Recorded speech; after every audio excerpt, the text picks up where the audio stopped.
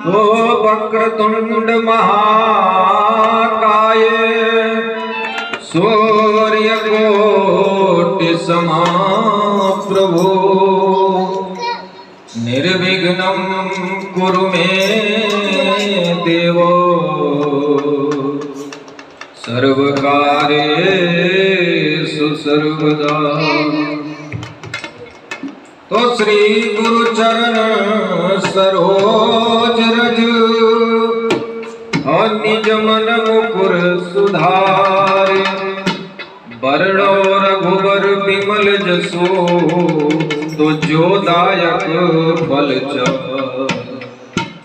तो बोधीन तन जानिके सुमिरो पवन कुमार अबल बुद्धि विद्या देहु मोहि तो हरहु कलेश विकार। बोलिए श्री गणेश जी भगवान की।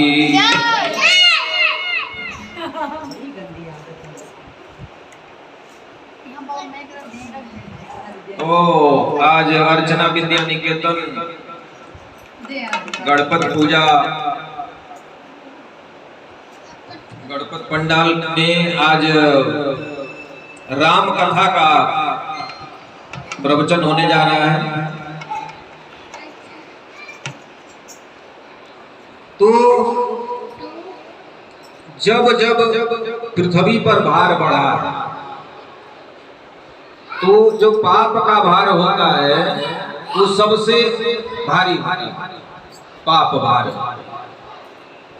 इतनी भारी वजन इतनी पृथ्वी है लेकिन पाप का भार वो भी सहन नहीं कर पाती। तो कहा गया है कि जब जब होई धर्म के हानि और बाढ़ असुर महाभिमानी तब तब धरी प्रभु विविध शरीरा हरहि नाथ मम सजन पीरा। रावण का अत्याचार बढ़ता है तो पृथ्वी जो है गाय माता का रूप बन करके चिल्लाने लगती है कि अब मुझसे ये पाप का भार सहन नहीं होगा तो मैं अब पाताल लोक में चली जाऊंगा। तो देवता लोग बोलते हैं पृथ्वी थोड़ा सा धैर्य रखो, हम लोग भगवान से प्रार्थना करते हैं और भगवान जरूर हमारी प्रार्थना सुनेंगे और आएंगे और तुम्हारा भार हल्का होगा और रावण जैसे अत्याचारी का वध करेंगे। तो सब देवता और ऋषि मुनि मिल करके भगवान की पुकार कर रहे हैं। कैसे पुकार कर रहे हैं? नाथ फिर डूबते भारत को बचाने आओ, नाथ फिर डूबते भारत को बचाने आओ, नाव मझधार में है पार लगाने आओ। जब देवताओं और ऋषि मुनि की पुकार सुनते हैं भगवान तो ऊपर से आकाशवाणी होती है कि हे भक्तों तुम लोग निश्चिंत रहो, मैं अति शीघ्र अवध में आ रहा हूं। राजा दशरथ के उधर मैं राम बनकर अति शीघ्र आ रहा हूं। देवता लोग खुश हुए, भगवान श्री रामचंद्र जी का जयकार किए। उसके बाद दशरथ जी एक दिन दर्पण में अपना मुख देखते हैं तो उनका बाल जो है सफेद हो रहा है। तो देखे बाल सफेद हो गए, अभी तक कोई संतान नहीं हुआ। तो रामायण में लिखा हुआ है कि एक बार भूपति मन माही हुई गलानी मोरे सुत नहीं।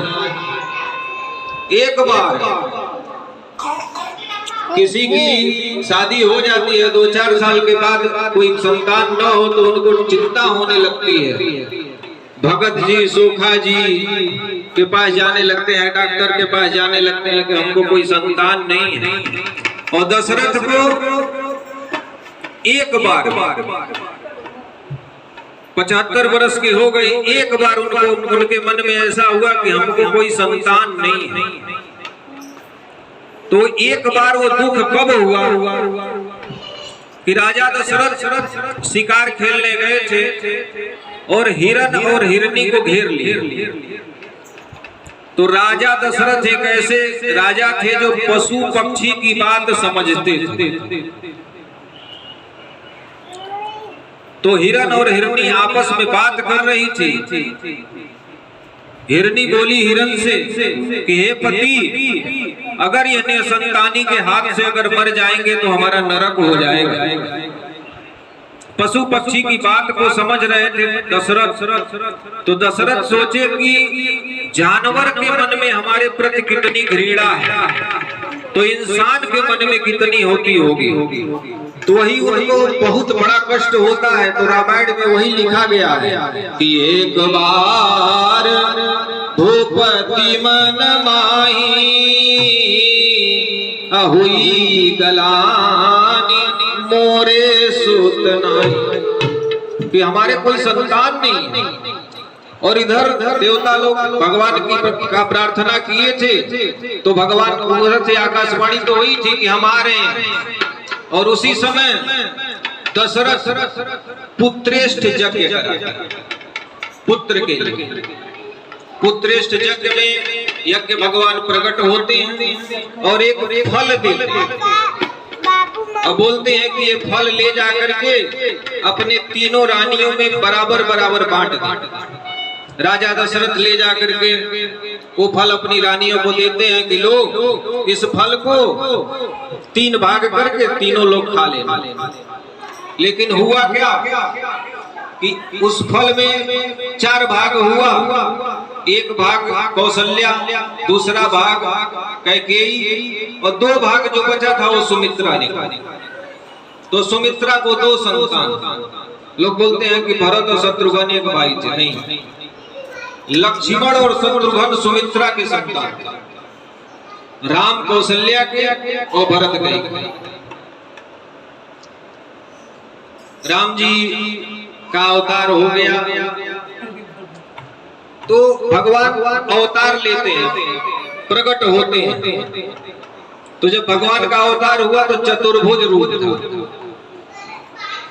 तो कौशल्या बोली कि हे श्री रामचंद्र जी भगवान, मैं सुबह कैसे बताऊं कि हमको मतलब संतान पैदा हुआ है। इतने बड़े शंख चक्र गदा धनुष। तो बोले ऐसा नहीं चलेगा, छोटा बच्चा का रूप बनाओ। तब राम छोटा बच्चा का रूप बना करके रोने लगते हैं। धीरे धीरे समय बीतता है। राम के राज्याभिषेक का समय होता है कि भाई दशरथ सोचते हैं कि अब मेरा वृद्धावस्था आ रहा है, अब राम को अपने राजकाज संभालने को दे दिया जाए और मैं अब भक्ति भाव करूं। पूरी तैयारी हो जाती है। राज तिलक, राम को राज तिलक होगा, पूरा अयोध्या सजा दिया जाता है। देवता लोग सोचे कि राम जिस काम के लिए आए हैं वो काम तो हो नहीं रहा है, ये तो राजा बनने जा रहे हैं। जब राजा बन जाएंगे तो राजकाज में ध्यान लगाएंगे तो पृथ्वी का भार कैसे हल्का होगा, रावण को कौन मारेगा। तो देवता लोगों की कृपा से मंथरा के जिह्वा पे जाके सरस्वती बैठी। मंथरा जाकर के कैकेयी से तमाम तरह की बातें की कि तुम्हारा लड़का नहीं होगा, राम राजा हो जाएंगे। तो कैकेयी ने राम के लिए 14 वर्ष